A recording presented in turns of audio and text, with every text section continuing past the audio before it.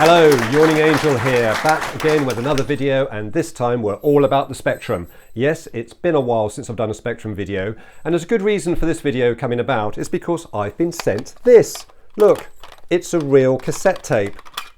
And this cassette tape contains Spectrum games, which we can load from this cassette. How good is that?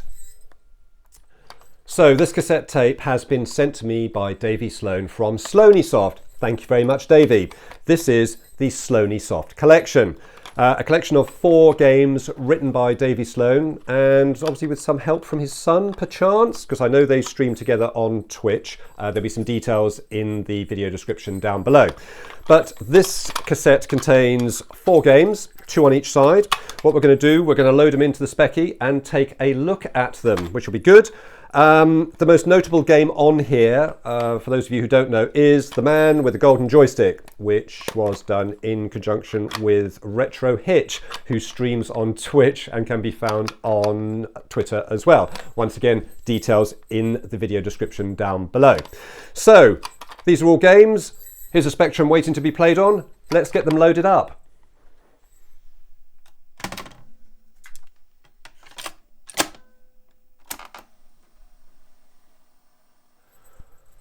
So while this is loading, I just want to say I've got a bit of a disclaimer to lay out here. I'm not a great platform games player. No, I'm not a great platform fan at all, to be honest with you. I find some platform games quite frustrating. So I'm going to be as objective as I can be when looking at these games. I'm sure they're going to be a lot of fun, but I will be as honest and objective as I can be and try not to put any bias in there due to my lack of competence when it comes to playing platform games. Hey, I just get frustrated with them. But, you know, I'm looking forward to playing these and I'm sure they're going to be fine. So, you know, let's see what happens.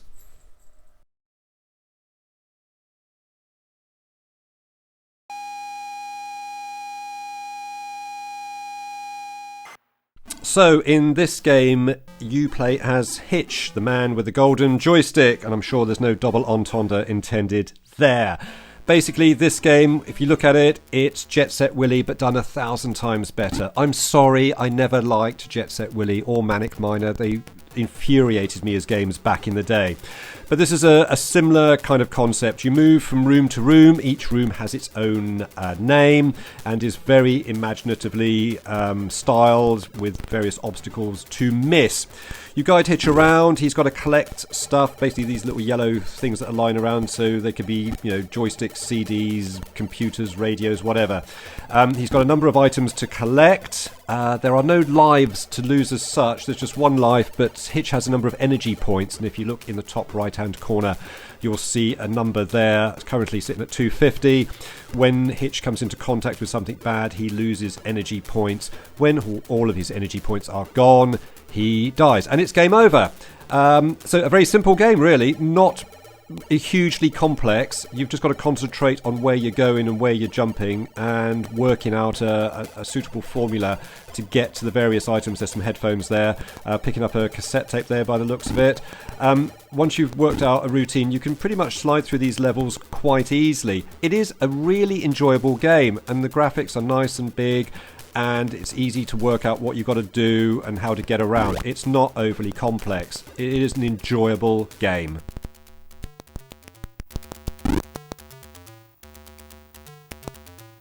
Now, as I've said, I'm not a great platform game lover, but this actually is quite enjoyable, and I found myself constantly coming back to this and trying to work out different routes through to different rooms and how to avoid certain baddies and certain obstacles. It's not a complex game to pick up and play. You can dive straight in. Huge respect to Davey Sloan for doing this. It looks great, it plays great. I've got nothing bad to say about this game at all. A great tune playing through it as well if you're on a 128 Spectrum. Yeah, look at it, it's gorgeous. I think what I like about this game is the way the rooms, the way they're themed, they're referenced to either other, you know, retro computing games or things that are going on in the retro scene at the moment. So very well thought out. I mean, this screen here, Take On Bubble Bobble, you know, it instantly you recognise it, but it's just got a nice twist to it. And it's not overly complex either. I mean, once you've worked out the pattern of the way the baddies move around the screen, you can get to locations quite easily. Although there are some areas in the game where it is a little bit frustrating to get to a particular item, and you've really got to think long and hard about how you're going to do that. But there's no time limit, you're not up against the clock, at least I don't think you are. The only thing that you lose here is life points, and when they've gone, and you do have to start again.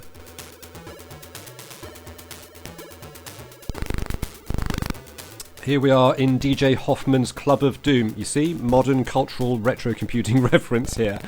Nice and colourful, but as you can see, if you look in the top right hand corner, I am down to 23 hit points, or hitch points. Do you know, I only just got that joke. Very cleverly done. So it's getting a bit tight here, trying to get across these blocks, and I need to get that CD in the top left hand corner there, and I can't stand on that block. What's going on? No! So I'm going to need to work out another way through this. Down to 7 hit points now. What's going to happen? And that's it, it's game over, and the Commodore 64 has taken over. That's a nightmare. Brilliant game, love it.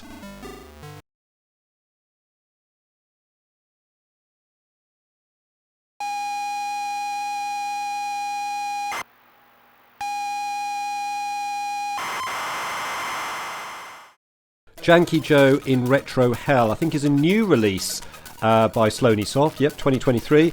Music by the amazing DJ Hoffman, so a great tune here if you're on a 128 Spectrum.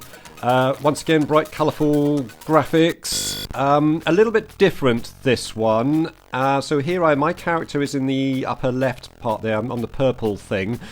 Took me a while to work out who I was, and what I needed to do, and understand a bit about the movement. And yeah, as soon as you touch a baddie, you are dead, and you've got to start again. Now, I hate to say this, but this is one of the reasons why I really hate platform games.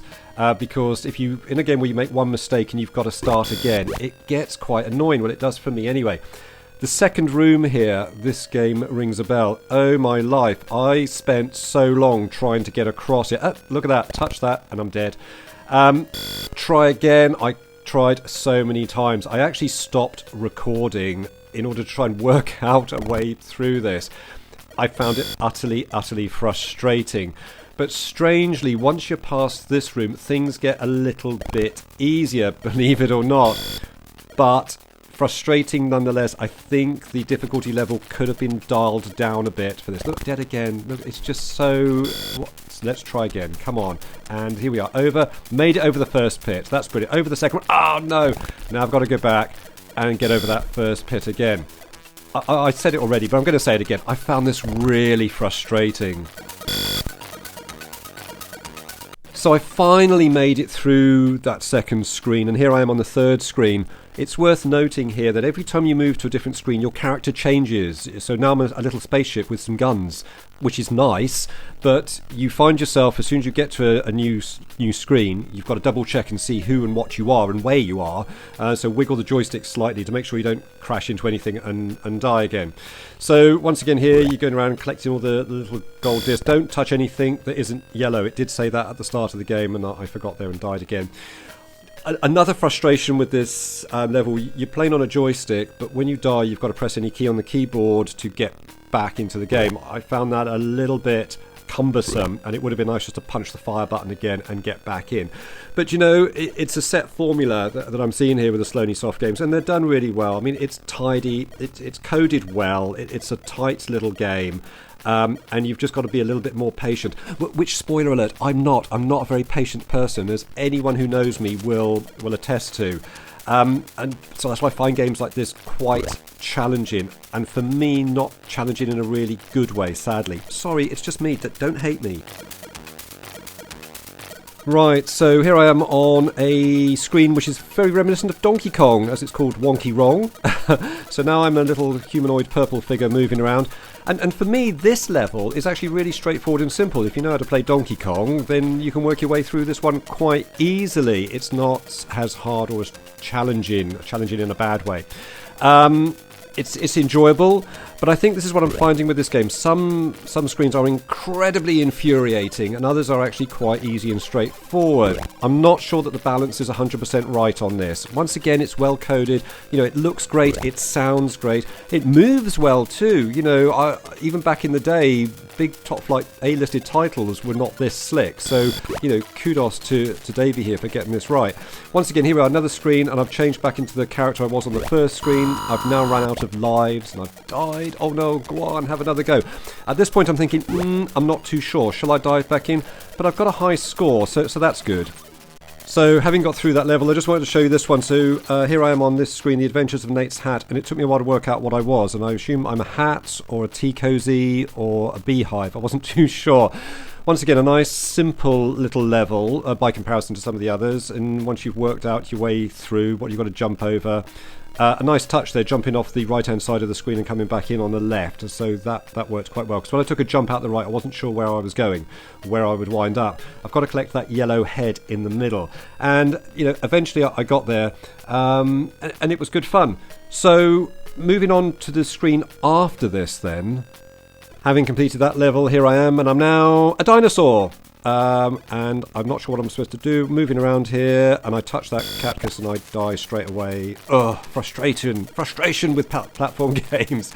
Anyway, once you work out your routine, what you've got to jump over, I must admit the collision detection here is ultra sensitive, and this was frustrating, again, trying to get out of here, so which I did eventually do, and I think I got through this level okay. So, you know, it's an okay game. I'm going to be honest with you, I can't get overly excited about this. This is the thing, like I've already alluded to, one of the reasons why I dislike platform games so much. Looks great, sounds great, for me, really frustrating. If this level of frustration with platform games is your thing, then definitely check it out. Well done to Davey for coding this, but I think the difficulty level is just a tad too high, especially for me.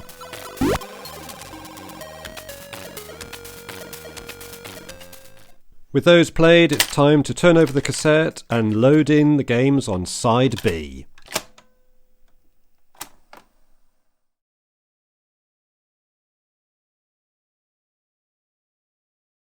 First game on the second side of the tape is MegaManic Mulholland. I hope I'm pronouncing that right.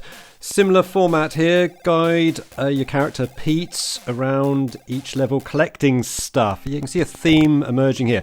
But oh no, look, it's another game where instant contact with a demon or something nasty and you die and have to start at the beginning of that screen again.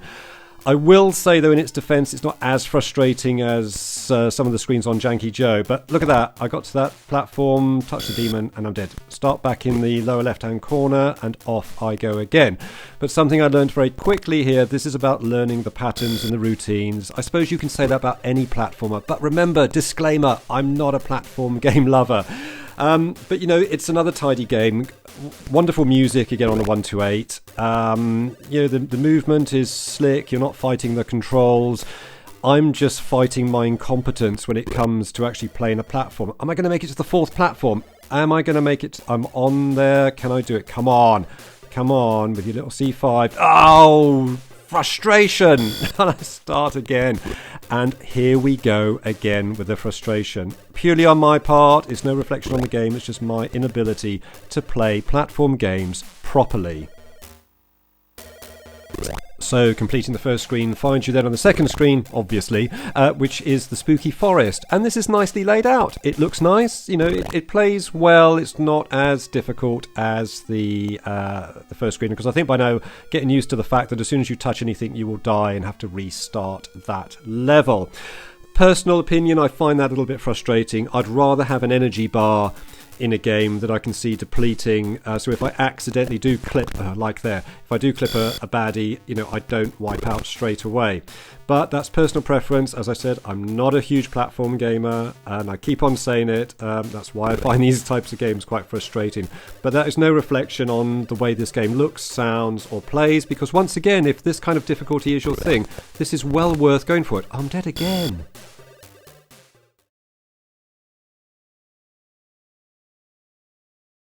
The final game on this cassette tape is Forward to the Past, and with music by DJ Hoffman. This sounds great and it looks great as well. It's a nice little game to play. Standard Sloanysoft formula, but wait, compared to the other couple of games, I've actually got an energy bar on here. So when I touch an enemy, I don't actually die straight away. My energy gets depleted. And this works so much better for me. I've even got a little gun. So on this level, I'm trying to find my way around here, trying to find my footing, as it were, and understand how the mechanics work. But instantly, it's enjoyable. And look at that. I can destroy enemies as they come for me, clearing the way for me to collect the items I'm meant to collect. I love it. I absolutely love this game, and I think it's really well done. Back in the day, this would have been an absolute smash hit, I think. It's easy to get your way around. The controls are smooth. Once you've worked out what enemies you can and can't shoot, and you've worked out their patterns, it's really straightforward to work your way through a level. I really can't fault this in any way. I really, really enjoy it. One thing I like about this game is when you eventually die, as my energy bar depletes here, you respawn back on that level, obviously, but you don't feel as if you're hard done by. Notice as well, if you shoot the cyan blocks, they open up parts of the level, so you can almost define your own way through a level. It gives you a feeling of being a little bit more in control, and there's a nice gotcha with these a couple of levels later on, which you'll see. But you've got the ability to shoot some things, not others. You can shoot your way through and create your own way through a level, which is great.